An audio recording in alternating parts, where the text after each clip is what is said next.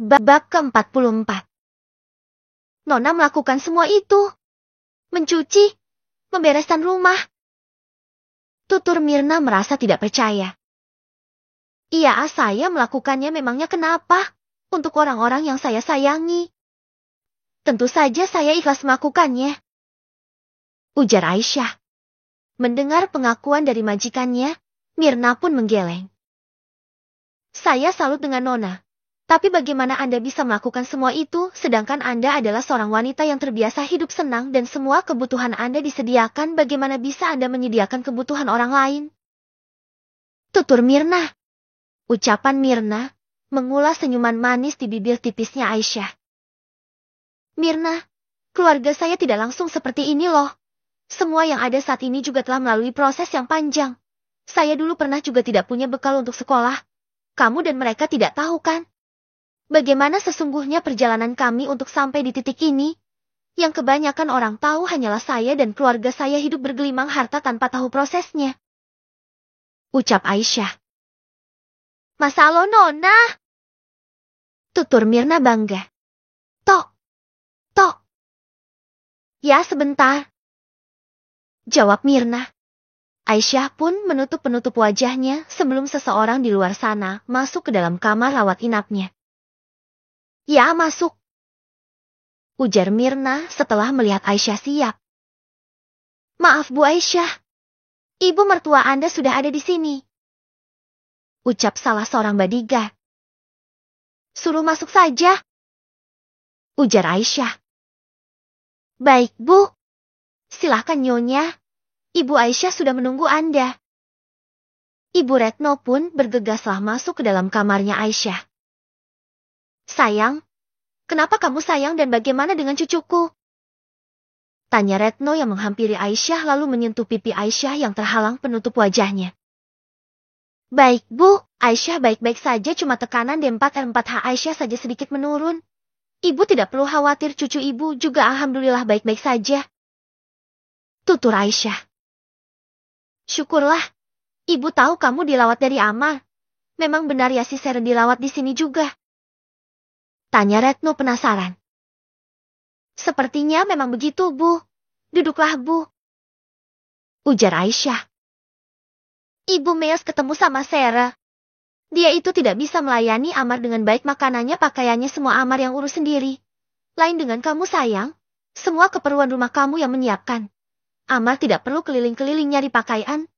Kalau Sera, dia kerjaannya cuma bisa tidur dan kelayapan saja bisanya. Ungkap Retno. Ibu bisa saja. Bagaimana keadaan Amir, apakah dia baik-baik saja? Bagaimana kuliahnya? Tanya Aisyah. Amir ya? Dia baik-baik saja, sekarang Amir sedang skripsi katanya. Syukurlah, jika seperti itu. Tutur Aisyah. Ngomong-ngomong Sera kenapa dirawat? Tanya Retno penasaran. Aisyah tidak tahu Bu. Mungkin ibu bisa tanya sama Mas Amar saja langsung. Ujar Aisyah. Gak usahlah. Tidak penting juga. Ketus Ibu Retno. Ibu sudah makan siang? Mau Aisyah pesankan? Tanya Aisyah. Tidak perlu, ibu masih kenyang. Kamu itu harus banyak istirahat, banyak makan juga ya. Tutur ibu. Aisyah dan ibu mertuanya cukup lama berbincang di dalam kamar rawat Aisyah. Sementara itu, Amar tidak bisa diam di kamar rawat inap Sera. Selain Sera masih dalam pengaruh obat penenang, Amar juga menunggu ibunya yang tidak kunjung datang. Ibu tadi menelepon 1 jam yang lalu jika ibu datang ke rumah sakit, masa iya ibu belum sampai juga? Di chat pun belum dibacanya kemana sebenarnya ibu? Gumam Amar yang terus melihat ke layar ponselnya. Apa aku telepon saja ibu? Ya memang lebih baik aku telepon ibu saja, takutnya ada apa-apa di jalan. Gumam Amar yang kemudian menelepon sang ibu. Tat. Tadi sibuk. Sekarang gak dijawab, sebenarnya ibu di mana? Bikin khawatir saja. Gerutu Amar. Halo? Terdengar suara ibu di ponselnya Amar. Syukurlah. Ibu baik-baik saja. Ibu jadi ke rumah sakit? Tanya Amar. Iya, ibu sudah ada di rumah sakit. Ibu dijemput Aisyah. Ketus ibu yang kemudian menutup sambungan teleponnya. Tat. Tat. Halo Bu. Halo. Amar kebingungan karena sambungan teleponnya diakhiri sang ibu. Ibu dijemput Aisyah. Kenapa Aisyah menjemput ibu? Lebih baik aku cek di kamar Aisyah. Gumam Amar yang kemudian pergi keluar dari kamar Sarah. Amar melihat kamar Aisyah dari balik tembok karena di sana di depan pintu kamar Aisyah ada 2 bodyguard yang sedang duduk menjaga kamar Aisyah. Sepertinya ada penjaga. Lebih baik aku tunggu saja sampai orang-orang itu pergi. Gumam Amar. Pandangannya terus tertuju pada kamar Aisyah. Setelah hampir setengah jam 2 orang yang memakai jas hitam itu pergi dari depan kamar Aisyah. Barulah pada saat itu Amar memberanikan diri untuk mendekati kamar Aisyah. Entah kelalaian atau bagaimana pintu kamar Aisyah tidak tertutup dengan rapat. Amar perlahan masuk ke dalam kamar karena mendengar ada suara ibunya ada di dalam kamar tersebut. Masa Allah, inikah istri yang aku kira buruk rupa? Ucap batin Amar saat melihat Aisyah sedang duduk di ranjang rumah sakit. Aisyah sedang disuapi buah-buahan segar oleh ibunya Amar. Dalam balutan hijabnya, tanpa penutup wajah, terlihat jelas oleh Amar kecantikan kemulusan wajah Aisyah hidung, dan mata juga bibirnya nampak sempurna indah, untuk dipandang semakin dalam Amar melihat wajah Aisyah, semakin tidak ada celah, untuk menghina wajahnya. Aisyah, kenapa kamu menyembunyikan anugerah terindah yang Tuhan berikan untukmu? Ucap batin Amar. Berkali-kali jakunnya naik turun menelan salvianya. Perlahan Amar keluar dari kamar Aisyah. Ia menarik nafasnya dalam-dalam sebelum memutuskan kembali untuk masuk dengan mengetuk pintu. Tok! Tok! Tunggu sebentar. Terdengar suara Mirna dari dalam. Aisyah pun bersiap dengan memakai penutup wajahnya kembali. Ibu pun menggeleng melihat kelakuan menantunya yaitu Aisyah yang kembali menutupi wajahnya. Masuk! Ujar Mirna seraya membukakan pintu untuk Amar setelah Aisyah siap dengan penutup wajahnya. Tidak lama Amar pun masuk ke kamar untuk yang kedua kalinya. Amar! Ucap ibu. Bu, ternyata ibu ada di sini, aku tunggu ibu dari tadi. Tutur Amar sama sekali tidak berani memandang Aisyah. Untuk apa kamu menunggu ibu? Mas Amar sama sekali tidak mau menatapku. Ucap batin Aisyah ketika Amar sama sekali tidak mau melihat ke arahnya. Menantu ibu ada di sana, Bu. Bukan di sini, Sarah sedang sakit, Bu. Tutur Amar. Aisyah juga menantu ibu. Ketus Ibu Retno. Sudahlah, Bu. Tidak usah berdebat di sini, Sarah sedang hamil anaknya Amar, Bu. Ibu harus melihat Sarah. Ucap Amar. Tapi Aisyah juga sedang anak. Ujar ibu lalu perkataannya dihentikan oleh Aisyah. Bu, sudahlah ikuti saja maunya Mas Amar. Aisyah di sini tidak apa-apa, Bu. Ujar Sarah lemah lembut. Baiklah ibu pergi ya. Kamu sehat-sehat ya. Ujar ibu yang kemudian memeluk Aisyah. Amar yang tidak peduli malah memilih untuk keluar kamar duluan. Bu, Amar tunggu di luar. Ujar Amar. Setelah ibu selesai berpamitan dengan Aisyah, ibu pun keluar dari kamar Aisyah dan mengikuti Amar menuju ke kamar rawatnya Sarah. Amar tunggu. Ujar Ibu Retno mencekal lengan Amar.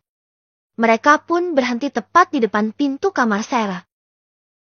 Kamu bilang Sarah El? Apa kamu yakin dia El anak kamu? Sedangkan dia beberapa kali tidak pulang ke rumah. Tutur ibu. Yang ibu katakan memang benar. Ibu tidak perlu khawatir, aku akan menyelidikinya, Bu. Ucap batin Amar. Amar. Ujar ibu. Sudahlah, Bu. Tidak perlu berburuk sangka seperti itu. Terus kenapa ibu baik lagi sama Aisyah? Tutur Amar. Karena ibu sudah menyadari tentang semua kekeliruan ini. Ujar ibu yang kemudian langsung masuk ke dalam kamar Sarah. Bu, Sarah. ujar Amar yang terkejut melihat Sarah sudah duduk di atas ranjangnya. Mami syukurlah akhirnya menjenguk Sarah, ucap Sarah menyapa Retno, namun Retno tidak menjawab. Wajahnya ditekuk, sangat memperlihatkan bahwa dirinya kini tidak menyukai Sarah. Bu, Sarah menyapa ibu, ujar Amar. Ibu sudah ada di sini, sekarang antarkan ibu pulang, tutur Sarah. Tapi Bu, ibu baru saja datang, tutur Amar. Sudahlah Amar, jika memang dia tidak mau tidak usah dipaksa. Lagi pula aku tidak dijenguk juga tidak apa-apa, ketus Sarah. Sarah, ucap Amar meninggikan suaranya. Memang seperti itu kan? Celetuk Sarah. Lihatlah, yang seperti ini yang kamu bilang istri, tutur ibu. Dengar Sarah, saya kesini dipaksa oleh Amar, sebetulnya saya kesini menjenguk menantu saya. Jadi tidak usah kegeiran ya kamu. Amar antarkan ibu pulang, jika tidak mau, ibu pulang diantar orang-orangnya Aisyah saja. Jelas ibu. Aisyah juga dirawat di sini, ucap batin Sarah. Iya baiklah, Amar antarkan ibu pulang, ujar Amar. Namun baru beberapa langkah, ibu berbalik arah untuk menghampiri Sarah. Sarah, jujur saja itu bukan anak Amar kan? Tidak akan ada orang yang bisa menyembunyikan bangkai. Camkan itu dan suatu hari nanti kebusukanmu pasti akan terungkap, ucap ibu pelan. Sarah membelalakan kedua matanya, wajahnya pun pucat pasi mendengarkan perkataan mertuanya baru saja didengarnya. Bu, ajak Amar yang sudah ada di ambang pintu. Iya, tunggu sebentar. Sarah, bersiaplah, bisik ibu lagi di telinga Sarah yang membuat Sarah semakin ketar-ketir. Setelah puas, ibu pun pergi dengan Amar meninggalkan kerisauan di hati Sarah. Astaga, ibu tahu ini bukan anaknya Amar. Aku harus menghubungi si Evan. Aku harus mencarinya, gumam Sarah. Sarah berusaha untuk melepaskan selang infus di tangannya. Namun perawatan keburu masuk ke dalam kamarnya. Ibu Sarah, apa yang Anda lakukan? Tutur perawat itu menghalangi Sarah. Tolong lepaskan saja, saya sudah sehat kok, ujar Sarah kepada perawat. Iya, nanti saya cek dulu ya Bu. Jika ibu Sarah sehat semuanya normal, pasti Bu Sarah akan cepat pulang. Baiklah, ujar Sarah. Perawat pun memeriksa Sarah dan melepas selang infus dari tangan Sarah. Suster, saya bosan, mungkin ponsel saya ada di suami saya, tolong dong nyalain TV-nya Sus, ucap Sarah. Baik, sebentar ya. Setelah suster beres memeriksa Sarah, suster itu pun mengambil remote TV itu kepada Sarah. Saya tinggal ya, Bu, ucap suster itu. Iya, Sus. Makasih ya, ucap Sarah. Iya, sama-sama Bu Sarah. Suster itu pun pergi dan Sarah mulai menyalakan TV-nya. Amar yang mengantarkan ibunya pulang ke rumah kini sudah sampai di rumahnya. Ibu langsung masuk ke dalam kamar tanpa menggunakan apapun pada Amar. Amar tidak ambil pusing dengan sikap ibunya itu dan memilih untuk beristirahat di dalam kamarnya sebelum ia kembali ke rumah sakit. Amar merebahkan TVB hanya di atas tempat tidurnya. Dilihatnya kemudian tempat Aisyah tidur. Wajah cantik Aisyah kembali menjadi bayang-bayang Amar. Secantik apapun Aisyah, aku tidak tertarik apalagi untuk mencintainya. Dia bukan orang sembarangan, tentu saja banyak laki-laki yang tertarik padanya. Tapi siapa ayah dari bayi yang dikandung Aisyah? Gumam Amar seraya menatap langit-langit kamarnya. Dan tentang Sarah, perkataan ibu memang benar. Sarah memang beberapa kali tidak pulang.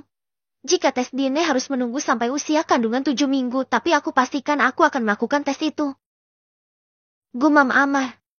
Tidak lama Amar pun tertidur sebelum akhirnya dibangunkan oleh suara mobil Amir. Jam berapa ini? Amir sudah pulang, aku ketiduran, pasti Sarah sedang menungguku, gumam Amar yang kemudian beranjak dari tempat tidurnya dan masuk ke dalam kamar mandi. Tanpa berpamitan kepada ibunya dan juga Amir, Amar langsung pergi dengan mengendarai mobilnya.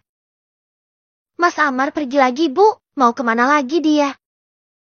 Tanya Amir yang sedang duduk di ruang makan dengan ibunya. Mungkin ke rumah sakit Sereh, dirawat di rumah sakit yang sama dengan Aisyah. Tutur ibu. MBA Aisyah sakit. Him cuma tekanan darahnya saja yang menurun, selebihnya Aisyah dan bayinya baik-baik saja.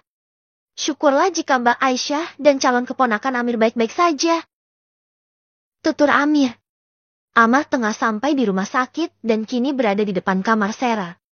Namun sebelum masuk ke dalam kamar Sera, sempat-sempatnya Amar melihat sejenak kamar Aisyah. Sudahlah. Gumam Amar yang kemudian masuk ke dalam kamar Sera. Sayang, dari mana saja sih kamu? Aku mencari ponselku. Ujar Sera ketika Amar datang. Ponsel kamu ada di apartemen, aku belum sempat ke apartemen lagi. Tutur Amar. Sayang, aku mau makan, suapi aku ya, pinta Sera. Makanlah sendiri. Kamu tidak lihat aku membawa laptop. Aku ada kerjaan. Ketus Amar. Iya. Ucap Sera. Sera mengambil nampan makanan yang berada di meja sisi tempat tidurnya. Kemudian Amar, seperti yang dikatakannya Amar, mulai fokus dengan laptopnya. Sementara itu di kamar lain, tentunya kamar Aisyah nampak sunyi. Aisyah tengah tertidur sebelum akhirnya Aisyah dibangunkan oleh suara ponselnya yang berdering. Melihat ponsel Aisyah berdering, Mirna mengambil ponsel tersebut dan memberikannya kepada Aisyah. Tommy, ya Tommy, ada apa? Tanya Aisyah. Mohon maaf mengganggu Bu Aisyah. Ada kabar buruk mengenai perusahaan Pak Amar. Ucap Tommy di seberang sana. Kabar buruk apalagi, Tom? Apalagi yang diperbuat suamiku? Tanya Aisyah. Mengenai perusahaan Angkasa Jaya, rupanya kemarin Pak Amar sudah menandatangani kontrak fiktif yang akhirnya perusahaan mengalami kerugian miliaran rupiah. Sudah, biarkan saja Tommy, malahan itu berita bagus untuk kita. Perusahaan itu kini sudah menjadi milik kita, karena sebagian sahamnya Pak Amar sudah habis. Dia menjual sahamnya untuk mendapatkan keuntungan besar dan ternyata itu justru membuatnya gulung tikar. Jelas Aisyah. Betul Bu. Selamat Bu Aisyah, kini Anda resmi menjadi pemilik Angkasa Jaya. Aisyah pun tersenyum manis ke arah Mirna dan membuat Mirna bertanya-tanya. Aisyah pun mengakhiri panggilan teleponnya dengan Tommy. Ada apa Nona? Sepertinya Anda sedang senang. Tanya Mirna. Tidak tahu apakah saya harus senang atau sedih. Tapi itulah permainan kehidupan, tidak perlu kita bersusah payah untuk membalas perlakuan orang yang jahat sama kita, Tuhan sendiri yang akan membalasnya. Jelas Aisyah. Benar sekali Nona. Tutur Mirna. Perusahaan Angkasa Jaya kini sepenuhnya adalah milik Dalan Corporate. Tutur Aisyah. Matanya menerawang jauh ke arah jendela kamar rawat inapnya yang menampilkan pemandangan langit malam yang indah. Aisyah tersenyum di kamarnya, sementara di kamar yang lain nampak Amar menautkan kedua alisnya melihat apa yang tengah dilihatnya di layar laptopnya. Sebuah laporan yang menandakan bahwa dirinya dan perusahaannya telah mengalami kerugian yang besar. Tuhan, aku tidak percaya ini. Gumam Amar dengan menyeka wajahnya. Ada apa sayang? Tanya Sera. Amar menutup laptopnya dan pergi keluar dari kamar Sera. Dia kenapa? Mau kemana dia? Gumam Sera yang melihat Amar keluar begitu saja dari kamarnya. Minggir! Ucap Amar yang kini ada di depan kamar rawatnya Aisyah. Ternyata Amar pergi untuk menemui Aisyah yang memang berada tidak jauh dari tempatnya saat ini. Minggir kalian! Ucap Amar lagi. Baik, tunggu sebentar, saya akan info dulu apakah Anda bisa masuk atau tidak. Ujar pengawal Aisyah. Tidak perlu. Ucap Amar tegas dan menerobos masuk ke dalam kamar Aisyah. Mana majikan kamu? Tanya Amar yang melihat di kamar itu hanyalah ada Mirna, sang asisten pribadi Aisyah. Anda mau apa, Pak? Tanya Mirna. Mana Aisyah, majikan kamu? Nona ada di kamar mandi, tunggu sebentar saya panggilkan. Ujar Mirna. Tok, tok. Ya aku tahu Mirna, tolong suruh tunggu sebentar. Terdengar suara Aisyah dari dalam kamar mandi. Dipastikan Aisyah tengah bersiap memakai penutup wajahnya. Perlahan Aisyah yang masih membawa selang infus di tangannya keluar dari kamar mandi. Wajah Ammar yang merah padam karena rasa marahnya kini meredam mendadak luluh setelah melihat Aisyah keluar dari kamar mandi. Di benaknya kini terlintas wajah cantiknya Aisyah yang tadi dilihatnya saat sedang disuapi buah-buahan oleh ibunya. Mas Ammar, ada apa mas? Tanya Aisyah, kemudian Aisyah perlahan naik ke atas ranjang. Kamu sudah tahu tentang perusahaanku? Tanya Ammar gugup. Memangnya kenapa mas? Tanya Aisyah. Pura-pura tidak tahu. Sudahlah lupakan. Ketus Ammar yang kemudian keluar dari kamar Aisyah begitu saja tanpa mengucapkan apapun. Aisyah dan Mirna saling bertatapan heran melihat tingkah Ammar. Ammar berjalan menahan rasa malu di hatinya. Ammar kemudian duduk di sofa depan kamar Sera. Kenapa saat melihatnya mulutku serasa terkunci, rasa marah ini pudar begitu saja? Ada apa denganku? Padahal aku begitu marah terhadap Aisyah. Saat ini dia pasti merasa puas karena kini perusahaan Angkasa Jaya dikuasai oleh Dahlan Corporate dan beberapa anak perusahaannya. Otomatis kini Aisyah lah yang berkuasa di perusahaanku.